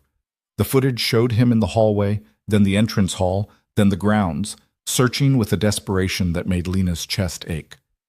I should tell him I'm okay, she said. Not yet. Give me 2 more hours to narrow down the suspects. Irina switched to a different camera. Right now, anyone could be the mole. Half the staff is terrified, the other half is acting suspicious because they're terrified. I need time to sort through it. And if you can't figure it out in 2 hours, then we surface you and deal with the consequences. Irina's jaw was tight, but I'm hoping it won't come to that. Lena watched the screens as Irina cycled through different cameras. The kitchen staff huddled together, whispering. The security team spreading out across the grounds. Mara in the hallway outside Lena's room, her face pale and worried. And Moretti, everywhere and nowhere, searching with an intensity that scared Lena more than anything else that had happened tonight. There, Irina said suddenly, zooming in on one feed. Look at that. On the screen, a figure moved through the garden. They wore dark clothes and moved with purpose, heading toward the east wing. Who is that? Lena asked. I don't know, but they're not supposed to be there. Irina stood. Stay here. Lock the door behind me. Don't open it for anyone. Wait. But Irina was already gone, moving fast and silent. Lena locked the door and returned to the screens, her heart in her throat. She watched as Irina appeared on the garden camera, following the mysterious figure, watched as they rounded a corner and disappeared from view. Then the feed went black. All of them. Every camera in the house shut down simultaneously. Lena stared at the blank screens, panic rising in her throat. Something was very wrong. She was reaching for the door when she heard it, footsteps in the wine cellar. Multiple sets. Coming closer. Lena backed away from the door looking for somewhere to hide, but the room was small, bare. Nowhere to go. The footsteps stopped right outside. A voice spoke, muffled by the door. "I know you're in there, Lena." Not Irina's voice. A man's voice. Familiar, but she couldn't place it.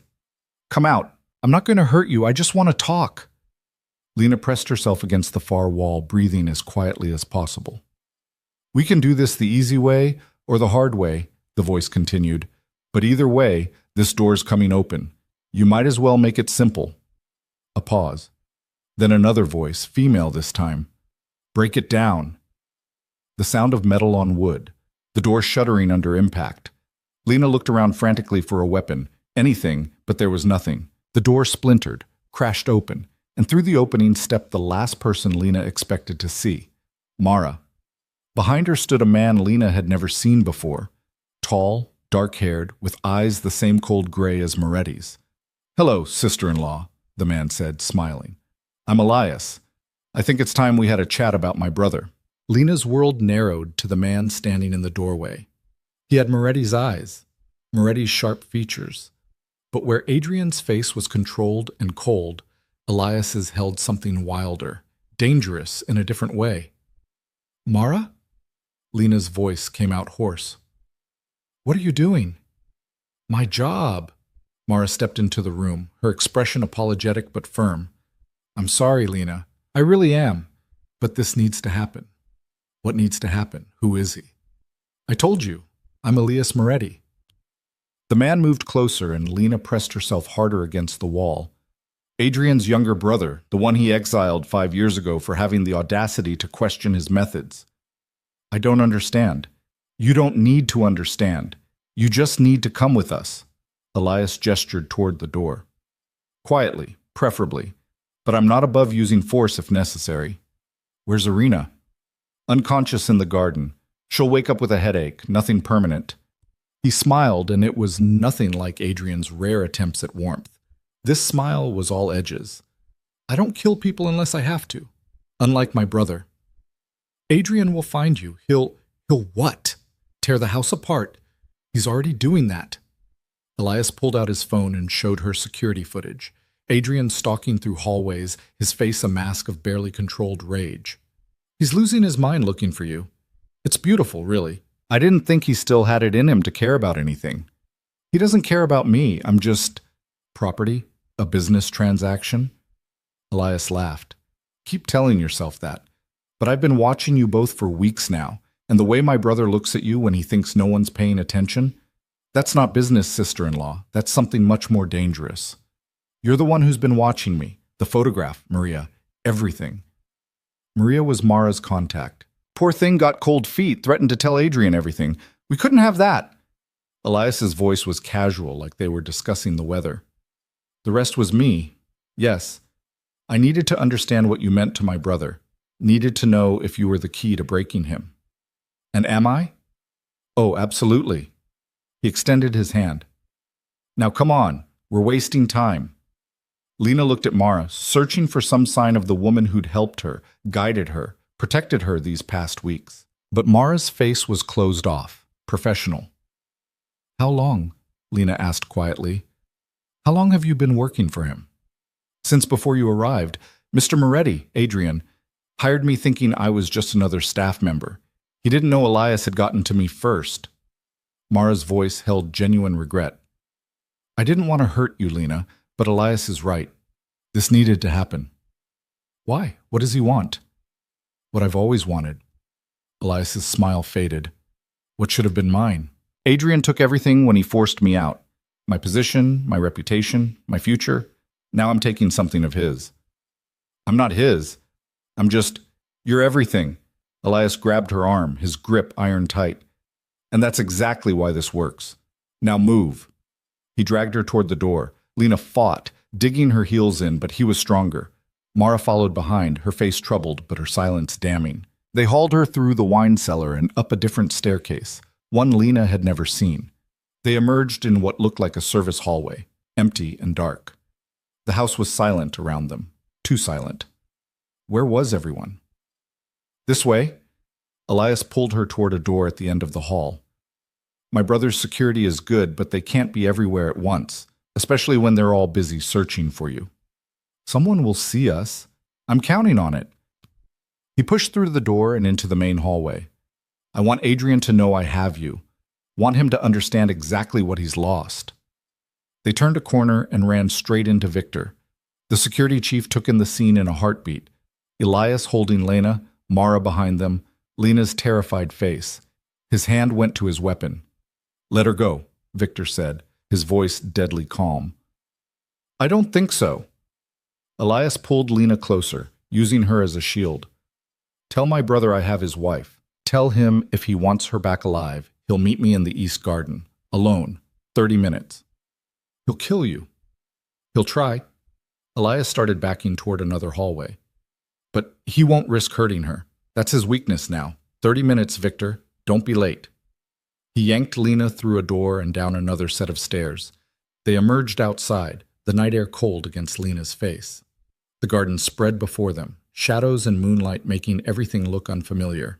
Why are you doing this? Lena gasped as Elias dragged her toward the fountain. If you hate Adrian so much, just kill him yourself. Why use me? Because killing him isn't enough. Elias stopped at the fountain's edge and finally released her arm. I want him to suffer first. Want him to know what it feels like to lose everything that matters. I don't matter to him. Then why is he tearing his empire apart trying to find you? Elias pulled out his phone and held it up. On the screen was live footage from inside the house. Adrian in the entrance hall, Victor speaking urgently to him. Adrian's face went white as Victor delivered the message.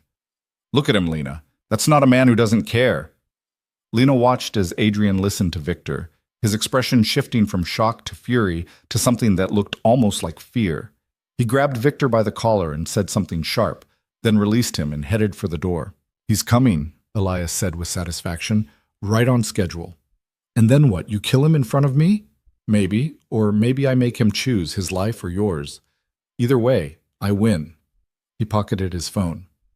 You should know I don't actually want to hurt you. You seem nice enough. But you married into this family, which means you're part of this now. Collateral damage. There's still time to stop this. Whatever happened between you and Adrian, he left me for dead. Elias's voice went hard. 5 years ago, when our enemies came after us, Adrian chose to save himself and let me take the fall. I spent 2 years in a prison that makes hell look pleasant, while he built his empire on my sacrifice. So no, there's no stopping this. This ends tonight.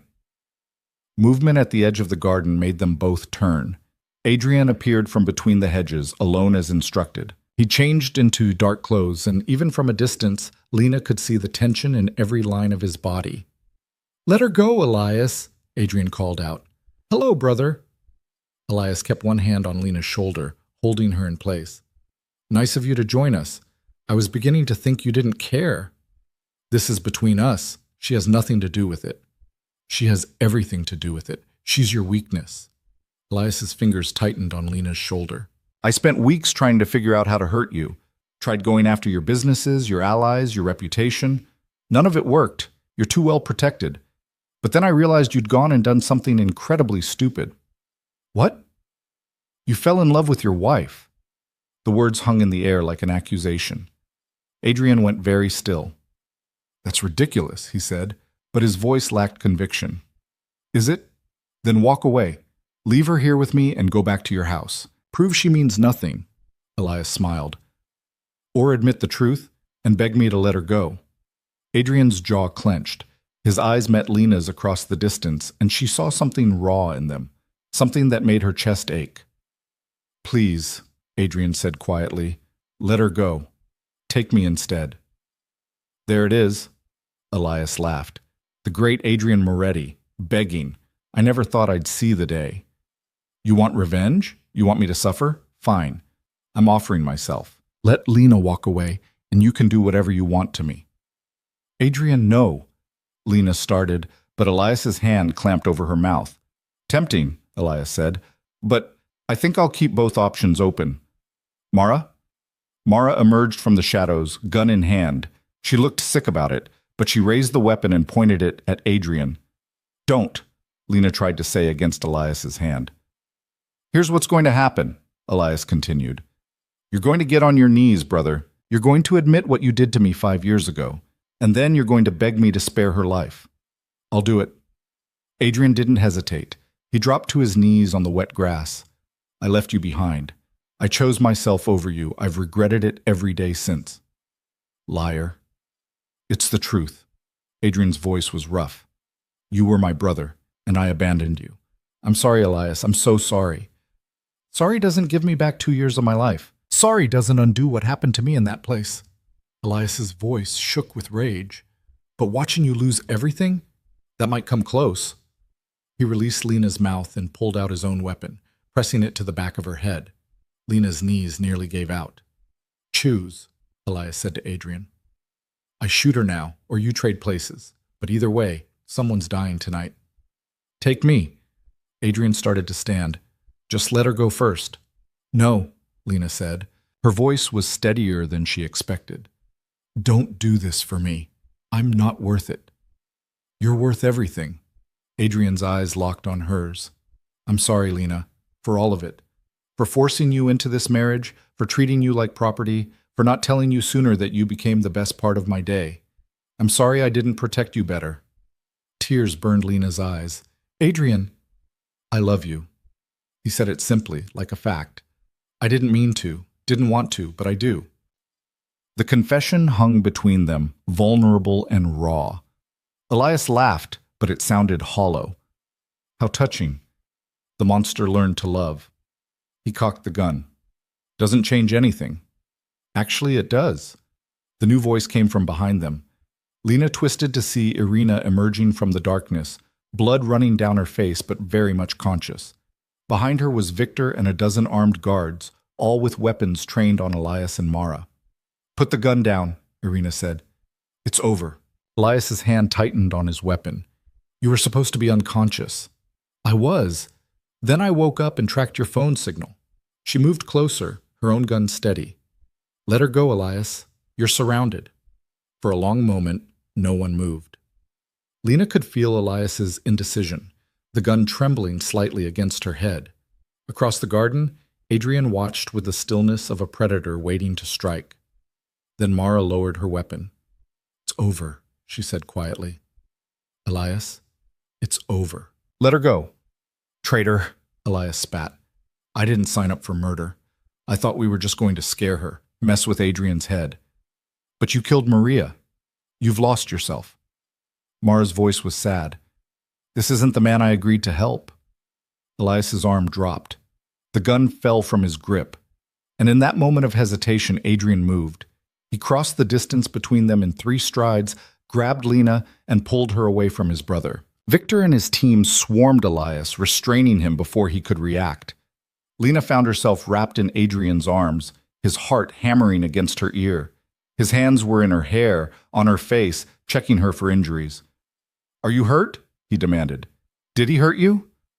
I'm fine. I'm okay. She pulled back to look at him. You love me? I just confessed that in front of my entire security team. I think it's a little late to take it back. He touched her face like he couldn't believe she was real. I'm sorry. For everything. You were going to trade your life for mine. Of course I was. You're mine, Lena. That means I protect you, even from my own mistakes. Victor hauled Elias to his feet. The resemblance between the brothers was striking up close. Same build, same features, but where Adrian held himself with controlled power, Elias looked broken. I could have killed her, Elias said, his voice hollow. I had the shot. But you didn't. Adrian's arm tightened around Lena. Because, despite everything, you're not a murderer. Not really. You don't know what I am. You left me to rot. I know. And I'll regret that for the rest of my life. Adrian moved closer to his brother, bringing Lena with him. But this ends now. No more revenge. No more blood between us. What are you going to do? Kill me? No. Adrian looked at Victor. Put him on a plane, first flight to anywhere far from here. Give him enough money to start over and make it clear he's never to come back. Elias stared at him. Why? Because you're my brother. Because I owe you that much. Adrian's voice was rough. And because I'm done losing people I care about. Victor led Elias away, Mara following under guard. The garden slowly emptied until only Lena, Adrian, and Irina remained.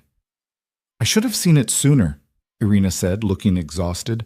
Should have known Mara was the inside connection. You kept Lena safe. That's all that matters. Adrian pulled Lena closer. Take the rest of the night off. We'll debrief in the morning. Irina nodded and left, leaving them alone in the moonlit garden. Lena looked up at the man she'd married, this complicated, damaged person who'd just offered his life for hers. You really love me? I really love you. He said it easier this time, like the words were becoming familiar. I didn't want to. You were supposed to be a contract, nothing more. But you wore me down. Your strength, your stubbornness, the way you refused to just disappear into the background. He touched her face. You made me remember what it feels like to care about something other than power. I love you too, Lena whispered. I didn't want to either. You're bossy and controlling, and you bought me like property. Not my finest moment. But you're also brave and protective, and you just got on your knees in front of your worst enemy for me. She wound her arms around his neck. So I guess we're both idiots. Seems that way. He leaned down and kissed her, soft and careful, like she was something precious. When he pulled back, his eyes were serious. Things are going to change. No more treating you like property. No more controlling every aspect of your life. You're my wife, my partner, my equal. If that's something you want, it is. Lena's heart felt too big for her chest. But I want one more thing. Name it. My parents. I want to see them, really see them, not 15-minute supervised visits. Done. I'll have them brought here tomorrow. They can stay as long as you want. He kissed her forehead. Anything else? The school. I want to keep going. With better security this time, but yes. And I want you to tell me about your business. Not everything, but enough that I understand the world I'm part of. She met his eyes. No more secrets between us. That's a dangerous ask. I married into danger the night your men showed up at my apartment. I'd rather face it knowing the truth than living in ignorance. Adrian was quiet for a long moment. Then he nodded. All right. I'll tell you everything, but not tonight. Tonight, I just want to hold you and remember that you're safe. He swept her up in his arms, carrying her back toward the house. Lena rested her head against his shoulder and watched the stars above them. What happens now? She asked. Now we figure out how to be married for real, how to trust each other, how to build something that isn't based on contracts and debts. He looked down at her. Think we can do it? I think we can try. The next weeks passed in a blur of change. Elias was sent to Europe with enough money to start fresh and strict instructions never to return. Mara was released with similar conditions. No charges filed, but her career in Moretti's world was over. The security team was overhauled, new faces brought in, protocols strengthened. Lena's parents moved into a guest house on the estate, close enough to visit daily, but far enough to give everyone privacy. Her father broke down crying the first time he saw her, apologizing until Lena made him stop. They'd never be perfect, but they were trying. Catherine continued her lessons, but now they felt less like survival training and more like education. Lena was learning to navigate Moretti's world not as a victim, but as an active participant. She attended dinners and galas, met with the wives of Adrian's associates, and slowly began carving out her own space in his empire. The school visits continued, with Irina always nearby but less obvious about it. The kids loved the stories Lena told them, especially the ones about brave girls who saved themselves. And Adrian was trying. The cold, controlled man she'd married was still there, probably always would be. But now there were moments of warmth. Genuine smiles. Conversations that lasted hours. Hands that reached for her not in ownership, but in comfort. 3 months after the confrontation in the garden, Lena stood in Adrian's office and watched him work.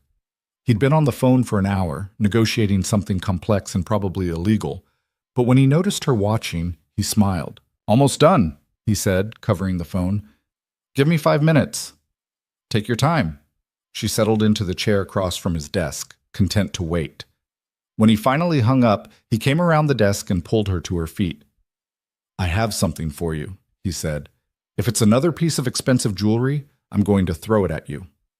It's not jewelry. He led her to his desk and pulled out a folder.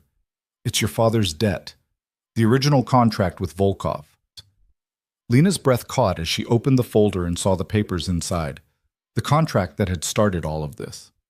I bought it from Dmitri last week, Adrian continued. Paid twice what your father owed, but it was worth it. Why? So I could do this. He took the papers, walked to the fireplace, and threw them in. They watched together as the flames consumed the contract, turning it to ash. You're free, Lena. Your father's debt is cleared. Our marriage is no longer based on a transaction. So what is it based on? This.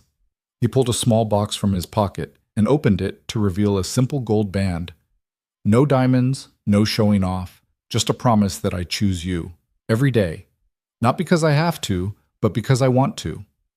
Lena looked at the ring, then at the man offering it. The same man who told her she meant nothing now looking at her like she was everything. Are you asking me to marry you? Again? I'm asking you to stay. To build a life with me. Not as my possession, but as my partner. His voice was soft. I love you, Lena Ward. Will you stay? She could leave. The debt was cleared, the contract void. She could walk away from this world of danger and power and violence, go back to her simple life serving coffee and helping kids with art projects. But she'd never been good at simple. Yes, she said, I'll stay. He slipped the ring on her finger and it felt different than the first one, lighter somehow, like a promise instead of a chain. Thank you, he said against her lips. For what? For seeing past what I pretended to be, for making me want to be better. He kissed her properly then, deep and slow and full of promise, for choosing me even when you didn't have to. Lena wrapped her arms around him and let herself be held. Outside the window, the sun was setting over the estate grounds, painting everything gold. In the distance, she could hear her parents laughing about something, their voices carrying on the wind. This wasn't the life she'd planned, wasn't the fairy tale anyone hoped for. It was complicated and messy and sometimes still scary. But it was hers. They were building it together, one honest conversation at a time. I love you, she said. I love you too. Adrian held her tighter. And I'm going to spend the rest of my life proving it. 6 months later, Lena stood in front of the mirror in her room and studied her reflection. The woman looking back was different from the terrified girl who'd signed that contract. Stronger, steadier, someone who knew how to navigate dangerous waters and hold her own. You ready? Adrian appeared in the doorway, wearing a suit that probably cost more than most cars. But it was the way he looked at her that took her breath away, like she was the only person in the world who mattered. Ready. She took his offered arm. They were hosting a charity gala tonight, raising money for schools in underserved communities. It had been Lena's idea, and Adrian had thrown his considerable resources behind it.